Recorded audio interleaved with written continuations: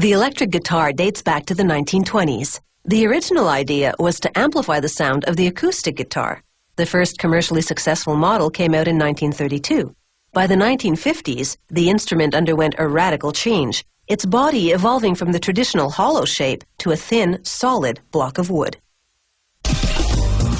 Guitar bodies are usually made of mahogany, poplar, or certain maple species, lightweight woods that are flexible enough to produce the right balance of treble, mid-range, and bass vibrations. Workers first saw a plank of wood into specific widths. They planed the pieces to a specific thickness, usually in the range of 5 to 10 centimeters. Then they mark them with the same number so they'll end up in the same guitar. Mixing pieces from different planks would combine different wood densities and make the body vibrate unevenly. Damp wood tends to warp, so the pieces have to go into a heated room until their moisture content drops to less than 6%. This takes about 2 months. Once the wood dries out, workers glue and clamp the pieces together, setting them in a vise for 3 hours until the glue dries. The water-based glue re-wets part of the wood, so the block has to go back into the drying room for another 2 months. When it comes out, it goes onto a holding device. Then, a computer-guided cutting machine uses 8 different heads, one after another, to gradually carve the body shape. This is a semi-acoustic model, so the body has some hollowed-out areas. After a fine sanding to smooth the surface, they trim the contour at a 45-degree angle using a small stainless steel blade. Then they sand again. By this point, they've also inserted round metal fixtures to hold the bolts that'll attach body and neck. To construct the neck, they slice a piece of mahogany or hard rock maple in two using a diamond-edged saw for a perfect cut.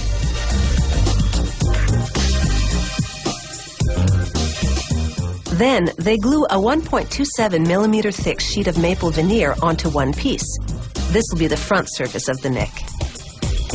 Now they flip the piece over and glue it to the other one. Flipping inverts the wood grain. This strengthens the neck, enabling it to withstand the tension of the guitar strings. The maple veneer hides and reinforces the joint. They clamp the components in a vise for 3 hours until the glue sets. A computer-guided cutting machine contours the neck shape and cuts a groove down the middle for a steel bar called the truss rod. When the neck bows from tension created by heavy gauge strings, you straighten it by adjusting the protruding end of the truss rod. Next, the fingerboard, the surface against which you press the strings to produce different notes and chords. It's made of maple, ebony, or rosewood. After gluing the fingerboard over the truss rod, they place the neck into a vacuum press. The press sucks out all the air, compressing the components into one solid unit. Once the glue dries, the neck goes onto a computer-guided carving machine. Its 12 different cutting heads finalize the shape.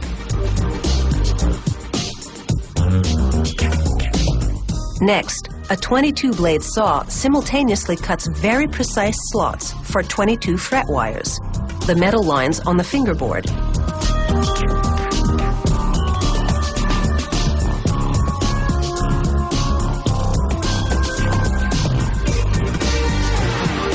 A worker rounds off and smooths the back of the neck against a belt sander.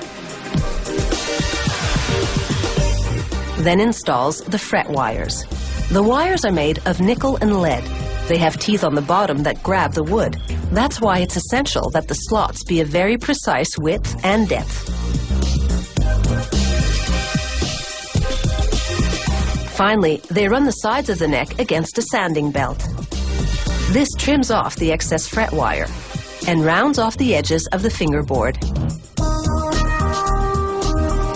Back to the body now. A worker puts it in a silkscreen printer to apply the company name. The ink dries in just seconds under ultraviolet light.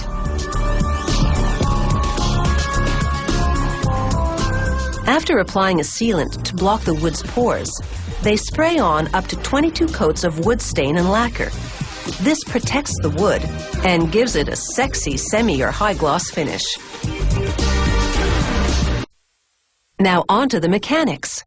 An electric guitar works like this. A magnet and coil assembly called a pickup works like a mini microphone. It picks up the sound vibrations of the strings and sends them to an amplifier, which sends them to a speaker, which emits that trademark electric guitar sound. Before installing the electronic components, though, a few final steps. After a 6-week curing period, they wet sand the painted and lacquered wood. Then buff until the surface is so glossy, it produces a mirror finish. Then they polish it with wax. If the frets aren't level, the guitar will buzz. So workers color the top of each fret with a marker, then run a sheet of fine sandpaper down the fingerboard. The ink rubs off any frets that are higher than the rest and have to be filed down.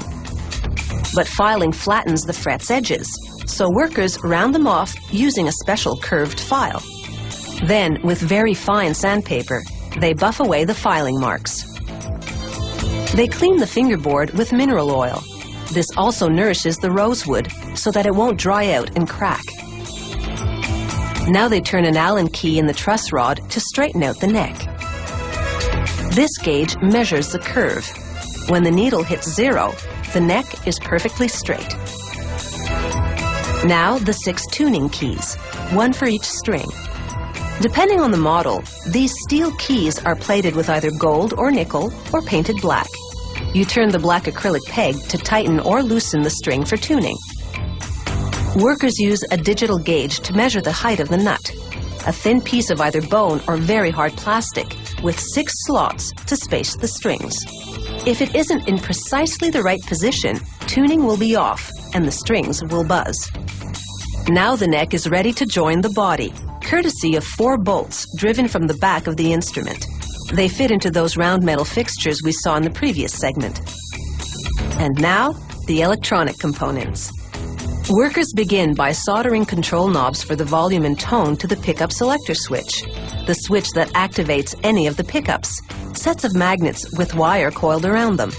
Like miniature microphones, they pick up the sound vibrations entering their magnetic field, transform them into electronic signals, which then go out to the amplifier and speaker. One pickup will be just above the bridge, a brass piece that anchors the other end of the strings. The pickup has 1 magnet and wire coil for each string. Standard electric guitars don't have a pickup at the bridge, but this model has one to enable the instrument to also sound like an acoustic guitar. You can even use the electric and acoustic sounds together. Workers drill holes in the body for installing the bridge, using a template as a guide. They attach the bridge with screws.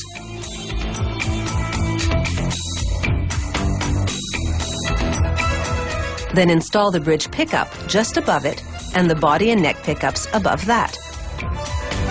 Then they flip her over and hook up what's called the tremolo, a lever-activated set of steel springs that temporarily loosen the guitar strings. The musician uses the tremolo on select notes and chords to create a quivering effect, that distinctive electric guitar sound. The volume and tone knobs come next, tucked into a cavity in the back, then secured to the front with a nut.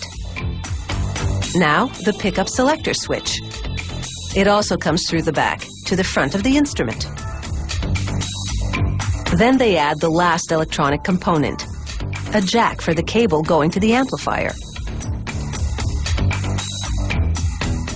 They plug in the cable and, flicking the selector switch, do a tap test on each pickup.